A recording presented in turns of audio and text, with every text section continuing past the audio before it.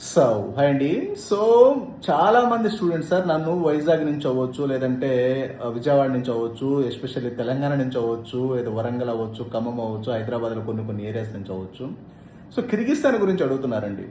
So Kyrgyzstan అనేది sir మీరు కావాలంటే క్లియర్గా చెక్ చేయండి. కిర్గిస్తాన్ వచ్చేసరికి జస్ట్ ఏంటంటే మీకు షోపుటప్ అంతే. సో ఒరిజినాలిటీ ఏం లేదు అక్కడ. There is no quality of education, there is no standard of education. Just మీకు ప్రమోషన్ స్పీక్స్ ఉంటాయి, మ్యాటర్ వీక్ ఉంటుంది.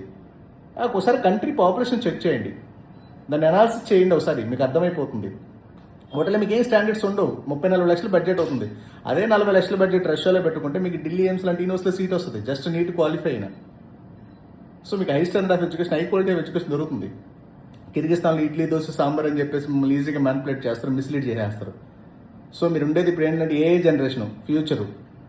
సో కాబట్టి 1-2 సార్లు ఆలోచించండి. ఈ చిన్న చిన్న కంట్రీస్, అండర్ డెవలప్డ్ కంట్రీస్ వెళ్ళకపోవడం 1000 రెట్లు బెటర్. ఎందుకంటే డబ్బులు ఏమైనా 20 లక్షలు 15 లక్షలకి అవుతుంది అనుకోవచ్చు, 40 లక్షలు అవుతుంది కదా. అదే 40 లక్షలు రష్యాలో పెట్టండి, మీరు రూపాయికి 10 రూపాయలు వస్తుంది. ఇక్కడ రూపాయి పెడితే పావులకు కూడా మీకు స్టాండర్డ్స్ దొరకవు. ఓకేనండి, కిర్గిస్తాన్ ఆలోచించాలి. 4 సార్లు ఆలోచించండి. అక్కడ చదివే స్టూడెంట్స్ అడ్మిషన్ చేస్తారు. డాక్టర్ ఎంబీబీఎస్ వాళ్ళు చదివి వచ్చిన వాళ్ళు, ఇక్కడ ఎఫ్ఎంజీ పాస్ అయిన వాళ్ళు అక్కడ అడ్మిషన్ చేస్తారు. వాళ్ళ ద్వారా మీరు వెళ్ళారనుకోండి, మీరు కూడా ఎఫ్ఎంజీ పాస్ అయితే లేదు, మీరు అడ్మిషన్ చేసుకోండి కిర్గిస్తాన్కి.